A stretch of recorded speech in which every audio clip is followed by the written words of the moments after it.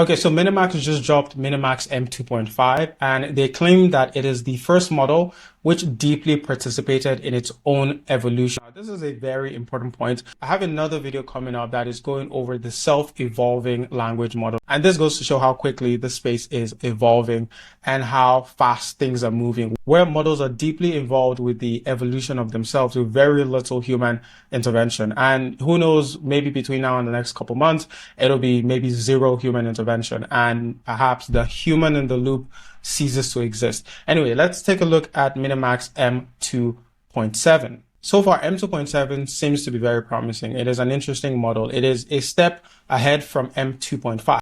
Minimax claims that this model is production ready, right? With SOTA performance in Sweep Pro about 56.2% and Terminal Bench 2 at 57%. M2.7 reduced intervention to recovery time for online incidents to 3 minutes on certain occasions. And it also has advanced agentic abilities. What exactly does any of that even mean? Well, they claim that it trained for agent teams and tool search tools with about 97% skill adherence across 40 plus complex skills. M2.5 is on par with Sonnet 4.6 in OpenClaw. Now, that seems like a rather audacious claim considering how expensive Sonnet is relative to Minimax. However, in my research and conversations I've been having with colleagues, it is accurate. Professional workspace in professional knowledge supports multi-turn, high fidelity, office file editing, yada, yada, yada. All right. So the benchmarks, because of course, benchmarks. So in Sweep Bench Pro, it comes in at about 56.2, ahead of Gemini 3.1 Pro, but behind Sonnet Opus and Codex 5.4. In multi-sweep bench, it is taking the lead at 52.7%. And in the Vibe Pro benchmark, I guess this is like maybe Vibe coding benchmark, it is about 55.6 head to head with Opus 4.6 and behind Sonnet 4.6. And in MLE bench, it is on par with Gemini and behind Sonnet, Opus, and Codex. The benchmarks are cool. You can take a look at them by yourself. However, I want to talk about something else. Now, Minimax claims that this is the most capable model yet, of course, right? And there are 3 headline statistics. So 88% win rate. So it's about 88% better than M2.5, which is a massive step up considering how long ago M2.5 was released, which was just like a couple weeks ago. And its Sweep Bench score is also pretty impressive, and 97% skill adherence. I think what that means is when you use this with like OpenClaw, you get really good agentic performance for the price. And that is one thing we need to keep in mind when thinking about Minimax, is how inexpensive it is. Now, what exactly does this model do? Well, they claim that it can write production ready code. Now, I have a video up where I put up Minimax M2.5 versus Kimi K2.5,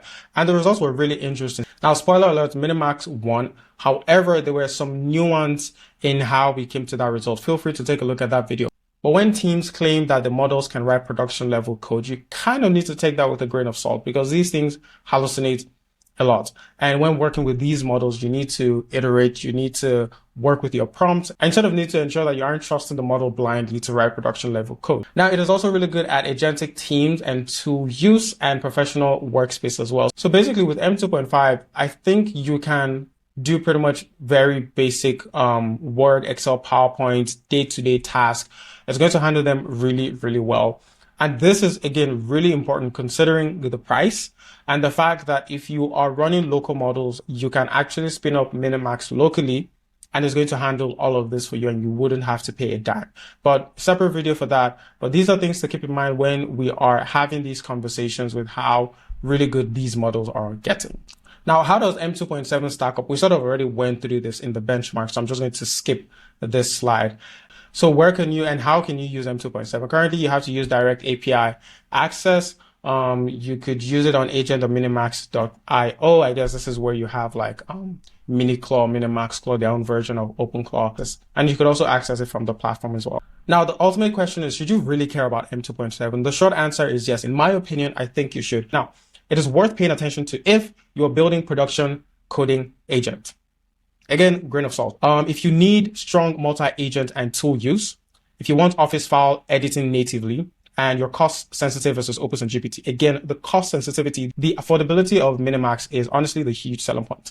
So yes, I do think that this is a good enough reason to pay attention to Minimax M2.7. I'm also working on a video that's going over the idea of the self-evolving AI. As you can see, they clearly stated that M2.7 deeply participated in its own evolution. I think that is worth having a conversation about, and I will be doing that in my next video or the next video, either way. So if you like this, please give it a thumbs up. If you want to see more breakdowns, overviews like this one, subscribe, and I'll be making more of those videos. In the meantime, thank you so very much for watching. Feel free to try out Minimax. I will be giving it a try, and I'll maybe giving my full thoughts or full overview once that is ready. So thank you again for watching. I'll see you in the next one.